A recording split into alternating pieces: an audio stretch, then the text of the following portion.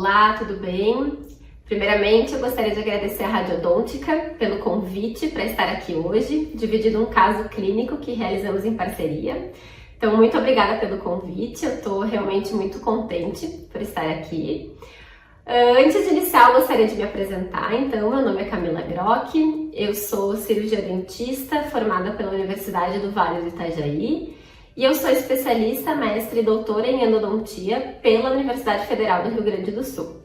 Atualmente, eu moro na cidade de Erechim, que fica no norte do Rio Grande do Sul.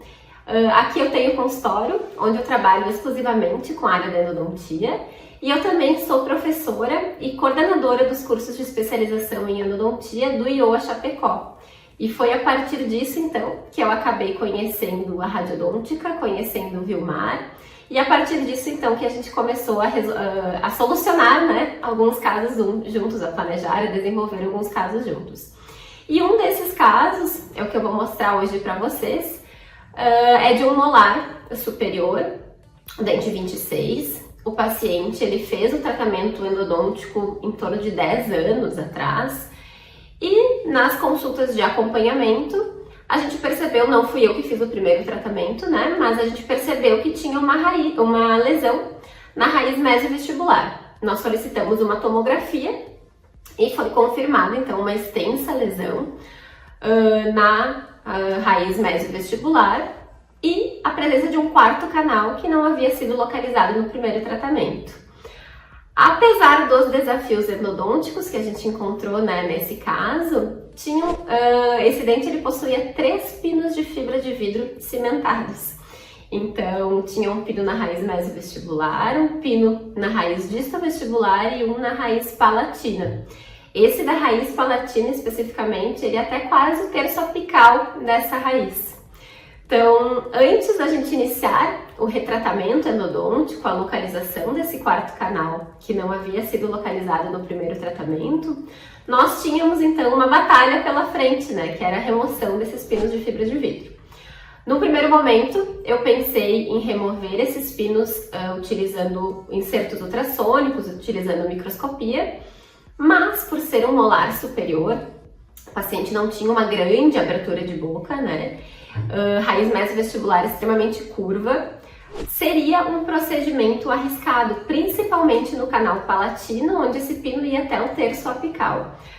Talvez seria possível fazer, né, a mão livre com microscopia, porém, sem dúvida nenhuma, eu demoraria muito mais tempo e seria muito mais arriscado de acabar perfurando ou desviando essas raízes. Então, eu encaminhei o exame tomográfico, que foi realizado aqui em Erechim, então na Clínica Cord. Mandei lá para o Vilmar. O Vilmar deu uma olhada e ele falou: olha, Camila, eu acho que é possível sim, a gente está com umas brocas novas para remoção de pino de fibra de vidro, e eu acho que seria um caso bem interessante para a gente fazer isso. Um pouco antes disso, uma colega minha que dá aula comigo lá em Chapecó, que é a doutora Bruna Correia, ela havia feito a remoção de um pino de fibra de vidro, utilizando o endoguide, utilizando as brocas da Radiodôntica para pino de fibra, e ela achou ótimo. Então ela me disse: olha, Camila, realmente a broca corta muito. No primeiro momento a gente sempre fica com receio, né? Nunca tinha utilizado a broca, essa broca específica. E aí o Vilmar avaliou os exames, então viu que seria possível. Nós solicitamos um escaneamento intraoral para o paciente aqui em Erechim. A radiologia daqui então se comunicou lá com o Vilmar, encaminhou todos os exames e a Radiodôntica então planejou toda a guia. O Vilmar é sempre muito solícito, né? Então ele fez um vídeo para mim mostrando: olha, aqui a gente vai gastar tanto, a inclinação vai ser essa, vai ser super seguro. Pediu o meu ok, e aí ele imprimiu modelos para trabalhar fora da boca, né? Então, para eu testar, para ter uma maior segurança quando fosse trabalhar no paciente. Então, depois de alguns ajustes, chegaram esses modelos. Nesse caso, foram feitas 2 guias, porque como eram 3 condutos que eu ia precisar usar a guia, não era possível, né, pelo posicionamento dessas brocas, colocar todos em uma única guia. Então foram impressas 2 guias do endoguide, chegaram no meu consultório então essas guias, o modelinho para eu testar fora da boca. Quando deu tudo certo, depois de alguns ajustes, Nós agendamos o paciente, então nesse dia eu confesso que eu tava tensa, né? Porque imagina só fazer uma remoção de 3 pinos de um molar com endoguide, que a gente tem que confiar muito no radiologista, né? Eu sempre brigo com o Vilmar. E nesse dia até o próprio Vilmar veio no meu consultório em Erechim para acompanhar a remoção desses pinos. Veio o Vilmar e veio a professora Júlia Iglesias de Porto Alegre também, para a gente fazer um comitê para resolver esse caso.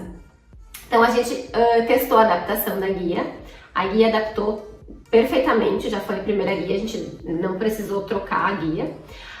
Inclusive, eles haviam planejado um fixador para a gente fixar essa guia na maxila do paciente e a gente até não viu necessidade, porque ela encaixou perfeitamente, não tinha nenhuma báscula, nada. Então, nesse caso, apesar de ter vindo com essa guia de fixação, a gente acabou não utilizando ela. Bom, adaptamos a guia e aí começamos a remoção desses pinos, começamos pelo canal palatino. Uma coisa que eu sempre friso, inclusive para os alunos, né, quando a gente dá essa parte de endoguide, é que por mais que tenha vindo do radiologista já planejado o comprimento de penetração dessa broca, é importante a gente ir fazendo por terços, né? Então foi o que a gente fez.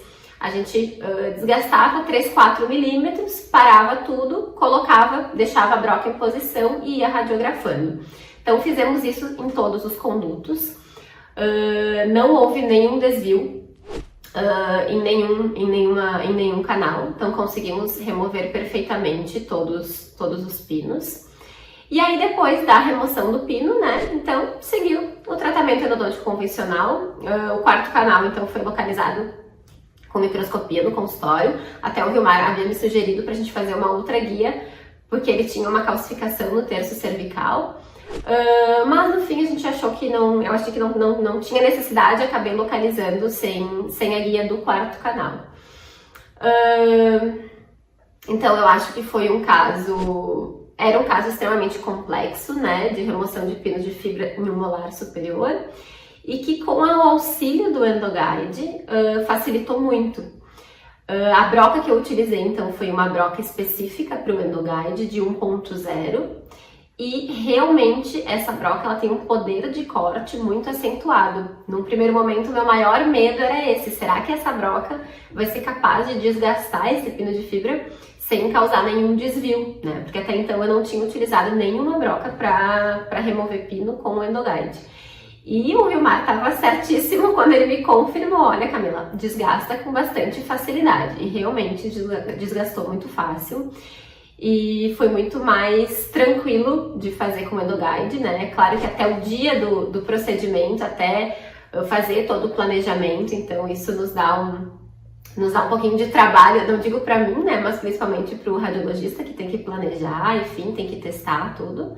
Mas no dia do procedimento foi tudo muito, muito tranquilo e realmente desgastou com grande facilidade. Então, eu acho que é isso. Depois, né, segui o tratamento endodôntico convencional, obturei os condutos e desobturei para o indicador colocar novos retentores intrarradiculares conforme ele havia solicitado. Então, eu acho que era isso. Caso alguém tenha ficado com alguma dúvida, eu fico à disposição. Querem me chamar pelas redes sociais, pelo e-mail, eu estou sempre à disposição para auxiliar.